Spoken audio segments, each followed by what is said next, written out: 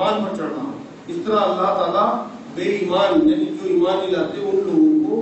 عذاب میں مبتلا کر دیتا ہے. یہ سورہ انعام ہے، قرآن میں 6 سورت ہے، 126 نمبر آیت ہے. اس کے بعد 5ویں آیت آج کی سورہ زمر ہے، 39 سورت، اس کی 22ویں آیت. بھلا جس کا سینہ اللہ نے اسلام کے لیے کھول دیا ہو وہ اپنی پروردگار کی طرف سے روشنی پر ہو تو کیا وہ سخت دل کافر کی طرح ہو سکتا ہے؟ بس ان پر افسوس ہے جن کے دل خدا کی طرف سے سخت ہو رہے ہیں، خدا کی یاد کی طرف سے سخت ہو رہے ہیں، یہی لوگ گمراہی میں ہیں.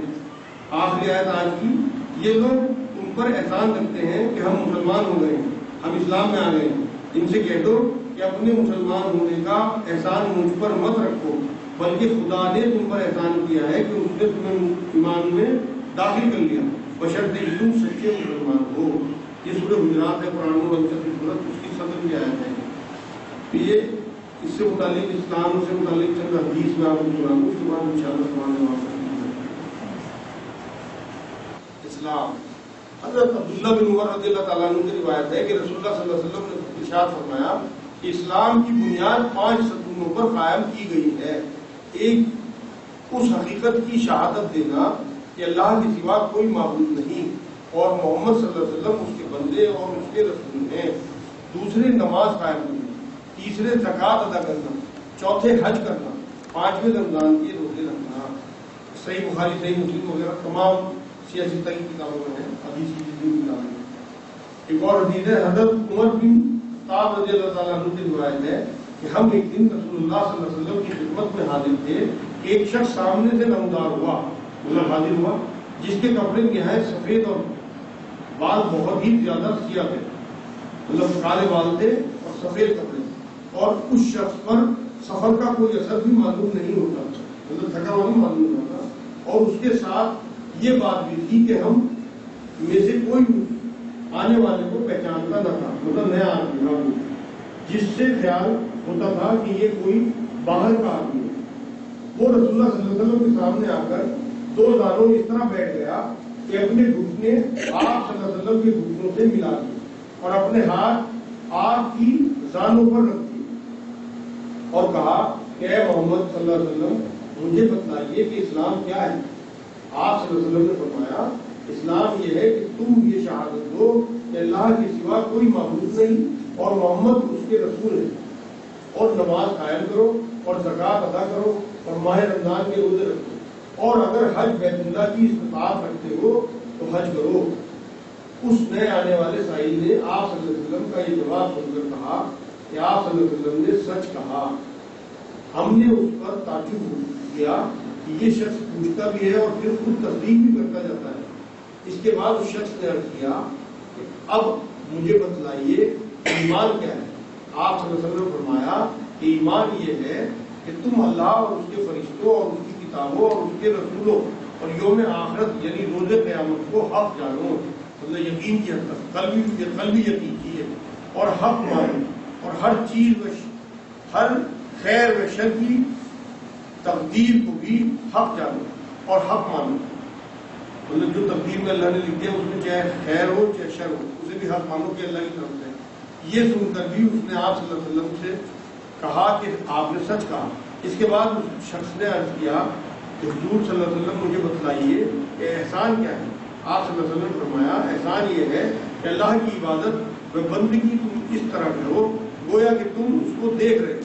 کیونکہ اگرچہ تم اس کو نہیں دیکھتے ہو پر وہ تو تم کو دیکھتا ہی ہے. مطلب یہ طریقہ بتایا ہے کہ عبادت کا طریقہ جو ہے کہ ہمیں تصور یہ رکھنا ہے کہ جیسے ہم اللہ کو دیکھ رہے ہیں، اور یہ بہت مشکل کام ہے. تو آگے اسی حدیث میں فرما دیا اگر تم ایسا نہیں کر سکتے تو اللہ تو تمہیں دیکھ ہی رہا ہے. تو ہمارا تو تصور بھی نہیں آتا، ہماری تو جلد بازی کی نماز ہے. ایک دن نماز کے موضوع پہ آپ کو سناؤں گا انشاءاللہ. تو آپ کو پتہ ہے کہ اللہ صلی اللہ علیہ وسلم کس طرح کی نمازوں کی محبت ہمیں فرمایا. اس کے بعد پھر اس شخص نے عرض کیا کہ مجھے قیامت کی بابت بتلائیے کہ وہ کب واقع ہوگی. آپ صلی اللہ علیہ وسلم نے فرمایا کہ جس سے سوال کیا جا رہا ہے وہ اس کو سوال کرنے والے سے زیادہ نہیں جانتا. پھر اس نے عرض کیا تو مجھے اس کی کچھ نشانیاں ہی بتلائیے. آپ صلی اللہ علیہ وسلم نے فرمایا اس کی ایک نشانی تو یہ ہے کہ لونڈی اپنی ملکہ اور آقا کو جنے گی، اور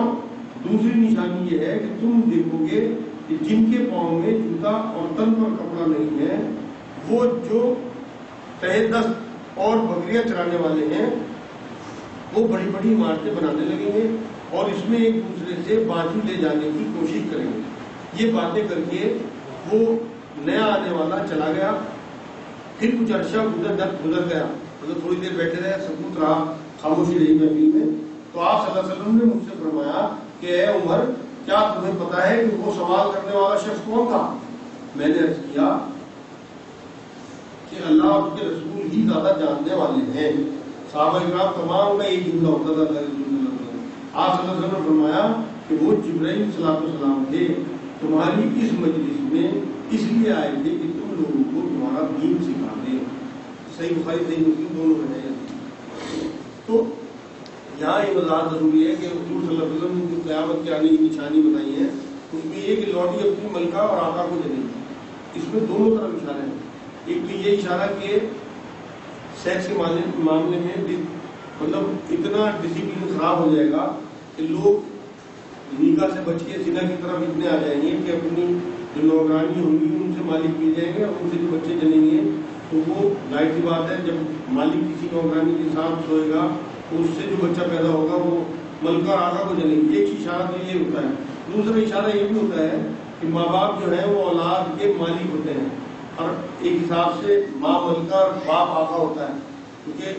قرآن میں بھی اور احادیث میں بھی یہ بات ثابت ہوتی ہے کہ اولاد کو ماں باپ کے سامنے غلاموں کی طرح ہاتھ باندھ کے کھڑے رہنے کا حکم ہے، کندھے جھکا کے انکساری کے ساتھ۔ تو یہاں یہ بھی اشارہ ہے کہ قیامت کے قریب لوگ جو اولاد کی شکل میں ہوں گے وہ اپنے ماں باپ پہ حاوی ہوں گے اور انہیں اپنی اولاد کی طرح، اپنے غلاموں کی طرح، اپنی نوکروں کی طرح ٹریٹ کریں گے، جو ہمارے معاشرے میں اس ٹائم رائج ہے۔ 90% تو میں گارنٹی دیتا ہوں یہ حال ہے، کیونکہ جو لوگ میرے پاس آتے ہیں وہ روز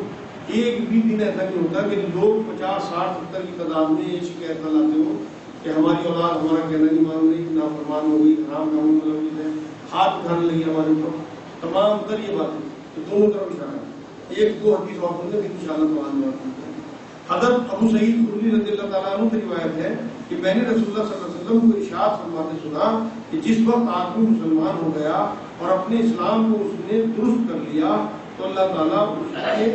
پچھلے گناہ معاف فرما دے گا اور آئندہ اس کو نیکی کا ثواب 10 سے لے کر 700 گنا تک ملے گا، اور بدی جتنی کی ہے اتنی ہی بھی کی جائے گی۔ ہاں اگر اللہ تعالیٰ اس سے بھی درگزر کرے تو اس کو بالکل نہ لکھا جائے گا۔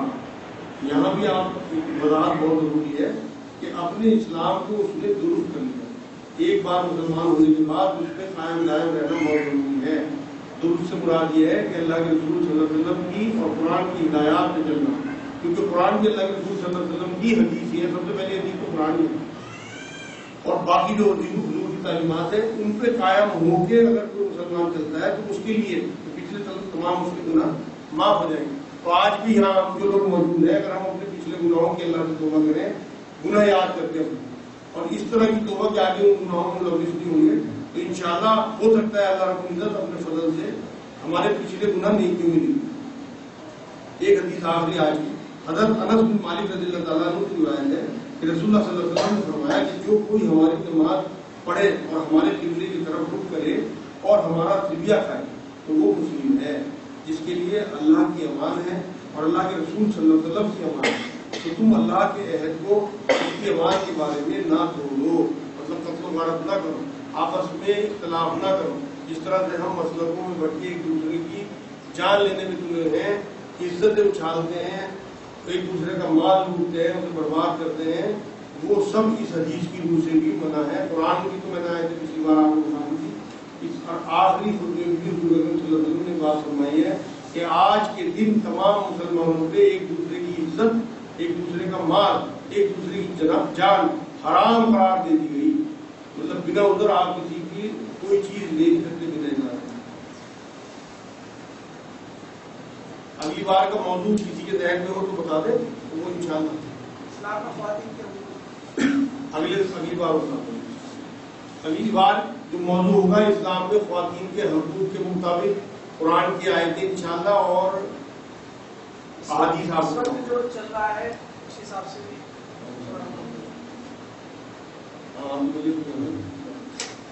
किसी जहन में कोई सवाल हो तो कर लो।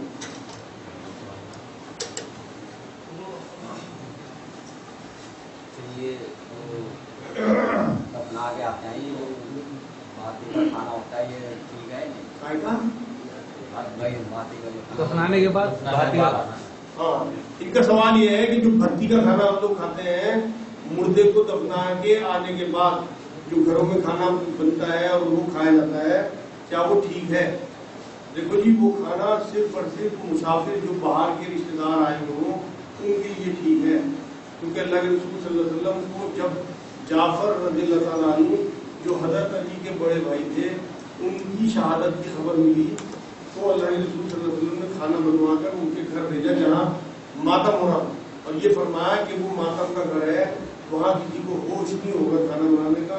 तो जाफर के घर वालों के लिए खाने का इंतजाम करो और वहाँ पर भेजो। तो उनके घर वाले मैयत के या जो बाहर से आए हुए रिश्तेदार उनके लिए तो खाना चाहिए। जिन लोगों के लोकल में घर है वो लोग अपने अपने घरों में जाकर खाना खाएं, या कोई इतना करीबी हो कि वाकई वो उसे भी उतना ही लोग है जितना उसके घर वालों को मैयत की, तो कोई हर्ज नहीं है, लेकिन एहतियात करें।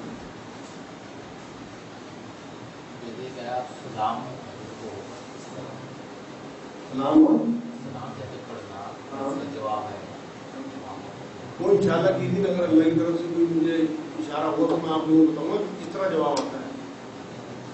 आता जवाब पक्का है, बिल्कुल ये कन्फर्म बात, क्योंकि अल्लाह के रसूल सल्लल्लाहु अलैहि वसल्लम और तमाम शुहदा के बारे में कुरान ये कहता है कि शहीदों को मुर्दा ना समझो, इन्हें रोजियां मिलती हैं और ये अल्लाह के पास रोज ये पाते हैं। तो इसी वजह से जंग उहद में जो लोग शहीद हुए थे उन लोगों को उन्हीं नालूद कपड़ों के साथ दफन किया गया था, और तमाम अंबिया जो हैं वो अल्लाह की नज़र में शहीद हैं और अपनी कब्रों में जिंदा हैं। तो जवाब आने का जवाब इंशाअल्लाह ताला आपको कुरान और हदीस